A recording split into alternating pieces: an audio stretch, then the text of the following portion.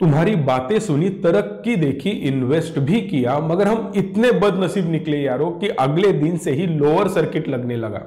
नमस्कार, मी संकेत आवटे। आज आपण या व्हिडिओच्या माध्यमातून बघणार आहोत कशा प्रकारे आपण ऊर्जा ग्लोबल मध्ये इन्वेस्ट करू शकतो किंवा यापासून लांब राहू शकतो। या शायरीमधून बऱ्याच काही गोष्टी तुम्हाला समजल्या असतील, त्यामुळे नेहमीप्रमाणे चॅनलला सबस्क्राइब करा, बेल आयकॉनला प्रेस करा आणि अशाच नवनवीन व्हिडिओ पाहत राहा। डायरेक्ट आपण स्क्रीनवर जातोय आणि आता बघणार आहोत कुठल्या सेक्टरमध्ये ही कंपनी काम करते आणि कंपनीचे काय काय प्रोडक्ट्स आहेत। आणि जास्त वेळ घालवणार नाही, कारण तुम्हाला माहितीच आहे मी त्याच गोष्टीसाठी जास्त वेळ देतो, ती गोष्ट व्हॅल्युएबल असली पाहिजे। त्यामुळे बाकी गोष्टी तुम्हीच समजून जा। ऊर्जा ग्लोबलची ही वेबसाईट आहे आणि यावर बऱ्याच ऑफर त्यांच्या सुरू असतात आणि यामध्ये आपण बघणार आहोत त्यांचे प्रोडक्ट काय काय आहेत। इजेस म्हणजेच ही एक बाईक आहे, इलेक्ट्रिक बाईक, आणि ही बाईक तुम्ही बाय करू शकता। हा प्रोडक्ट यांचा आहे। ई ड्रीम कार यांची कार सुद्धा आहे, इलेक्ट्रिक कार। ऊर्जा केंद्र लिओ ही सुद्धा एक त्यांची ऑटो रिक्षा आहे, इलेक्ट्रिक आहे। तुम्हाला बाय करायचं असेल तर सिंपल कन्सेप्ट आहे, प्री बुकिंग स्टेजवर हे आहेत। ऑलरेडी यांनी हे लॉन्च केलेलं नाही, फक्त ही एक कन्सेप्ट आहे, ते तुमच्या समोर घेऊन येत आहेत। तुम्हाला एवढंच सांगितलं जातंय की आम्ही याचं मॅन्युफॅक्चरिंग करतोय आणि तुम्ही हे बुक करू शकता। रिझर्व फॉर 499 499 रुपये देऊन तुम्ही ही बाईक रिझर्व करू शकता आणि जेव्हा हे लॉन्च करतील तेव्हा बाकीचे पैसे भरून बाय सुद्धा करू शकता। सोलर लॅम्प हे बनवतात, लिथियम आयन बॅटरी बनवतात, सोलर होम लाइटिंग सिस्टम यांची आहे, सोबतच सोलर ली लॅटर्न आहे, सोलर पॅनल आहे, सोलर स्ट्रीट लाईट आहेत, तेही लिथियम आयनचे आहेत। त्याचबरोबर सोलर वॉटर हीटर आहे आणि सोलर पंप आणि सोलर इन्व्हर्टर हे असे बेसिक प्रोडक्ट्स आहेत यांचे। आणि सगळ्यात महत्त्वाचे मोठे प्रोडक्ट त्यांनी लॉन्च केलेत, जे पहिला तुम्हाला दिसतात। इकडे कुठल्याही प्रकारे अपकमिंग किंवा अजून लॉन्च झालेलं नाही असं पाहायला मिळत नाही। डायरेक्ट पाहता क्षणी जो कॉमन इन्व्हेस्टर आहे तो डायरेक्ट वेबसाईटवर येईल आणि त्याला दिसेल की अरे वा, हे तर इलेक्ट्रिक बाईक बनवतात, इलेक्ट्रिक कार बनवतात किंवा ऑटो बनवतात, इलेक्ट्रिक। पुढचं भविष्य सगळं ईव्हीवर डिपेंडंट आहे, त्यामुळे हा ईव्ही स्टॉक होतो आणि ईव्ही स्टॉक म्हणजे मल्टीबॅगर स्टॉक असा एक शिक्का लागवण्यात आलेला आहे। म्हणून प्रत्येक जण ईव्ही सेक्टरमध्ये इन्व्हेस्ट करायला तुटून पडतोय आणि त्यात हा पेनी स्टॉक म्हणजे अशी अक्षय कुमार सारखीच अवस्था, पैसा ही पैसा, दुसरं काही आपलं ध्यान नाही। पण या स्टॉकमध्ये इन्व्हेस्ट करणं किती फायद्याचं किंवा तोट्याचं ठरू शकतं। एक न्यूज होती ज्यामध्ये डीजीजीआयने अरेस्ट केलं कंपनीच्या सीएफओला। यामागे काय कारण? सिंपल आहे, हे सगळं तुम्ही इकडे वाचू शकता। एक सिंपल भाषेमध्ये मी तुम्हाला सांगण्याचा प्रयत्न करेन। कंपनीने जे काही प्रोडक्ट्स परचेस केले, जे रॉ मटेरियल परचेस केलं, ते कम्प्लिटली फेक रिसिप्टनी परचेस केलं।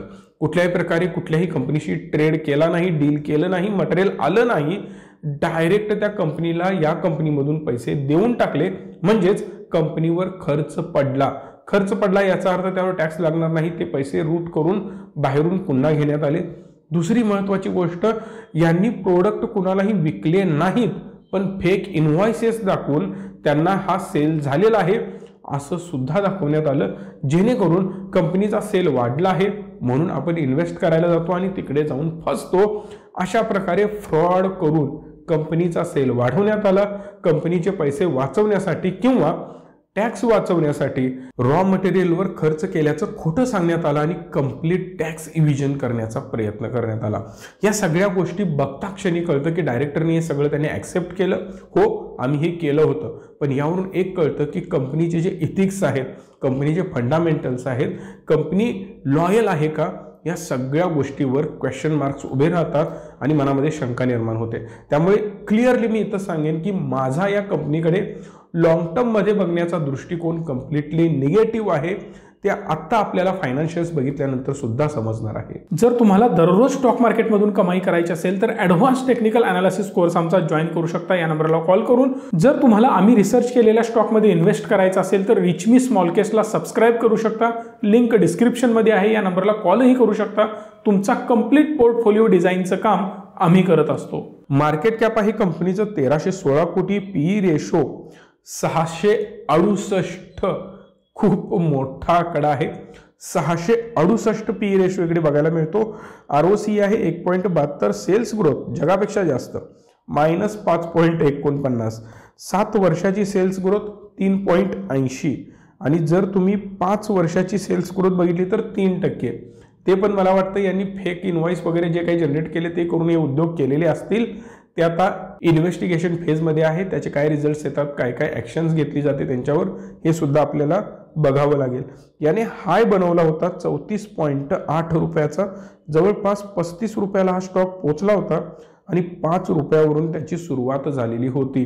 म्हणजे किती पटीने पैसा वाढला हे तुम्हीच बघू शकता. 7 पटीने तुमचे पैसे वाढले होते. कंपनीचे क्वार्टरली रिझल्ट जर बघितले तर 2019 मध्ये 47 कोटी रुपये होते आणि ते परत ड्रॉप होताना आपल्याला पाहायला मिळाला. 21 कोटीपर्यंत आला, परत 35, 38, 53 आणि पुन्हा ड्रॉप होताना आपल्याला कंपनीचा सेल्स पाहायला मिळतो. नेट प्रॉफिट जर बघितलं तर 1 कोटी सुद्धा यांचं नेट प्रॉफिट नाही, एवढा मोठा सेल होऊ सुद्धा. म्हणजेच पर्सेंटेज वाईज जर तुम्ही कॅल्क्युलेट केलं तर हार्डली 1% आसपास हे प्रॉफिट कमवतात.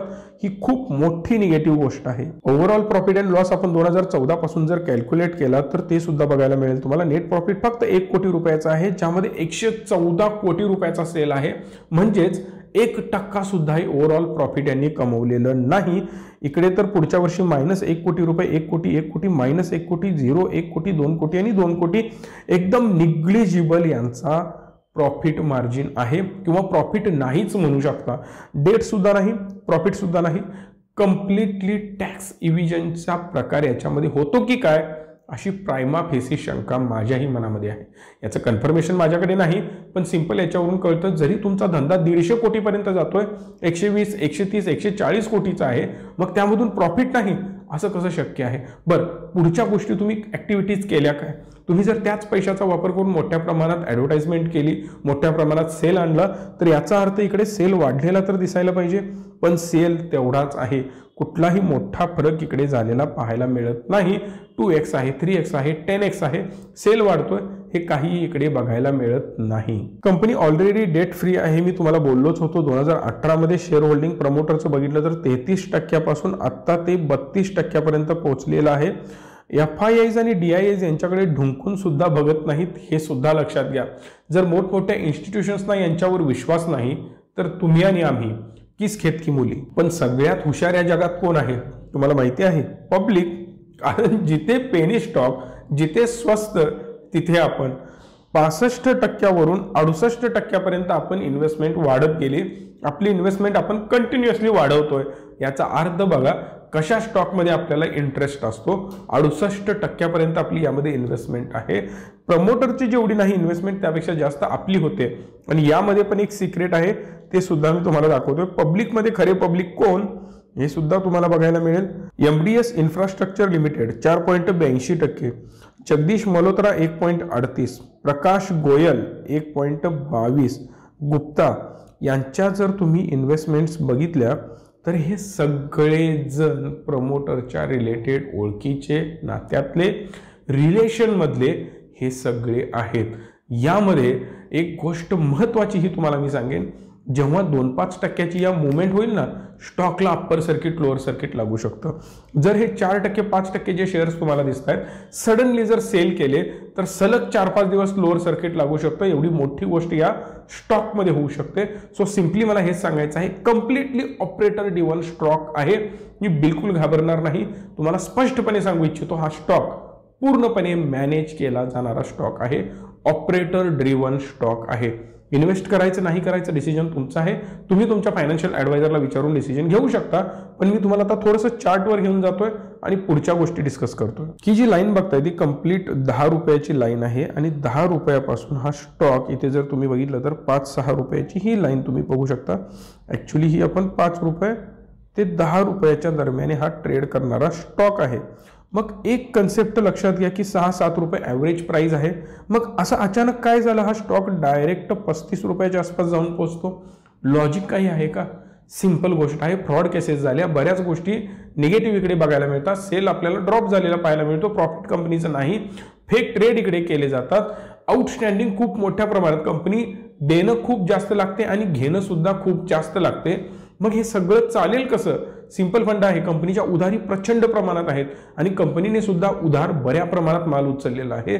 मग हे सगळं सुरळीत चालण्याचं आणि मोठ्या प्रमाणात अप ट्रेंड येण्याचं कारण काय? काही लॉजिक याच्यामध्ये नाही. बरेच लोक म्हणतील इलेक्ट्रिक व्हेकल आणि इलेक्ट्रिक EV सेगमेंटमध्ये हे काम करतायत. अंधश्रद्धा आहे. जर खरंच इलेक्ट्रिक व्हेकल असतं तर मोठ्या प्रमाणात यांचे प्लॅन्स तुम्हाला बघायला मिळाले असते, त्याच्याबद्दल डिस्क्लोज यांनी केलं असतं.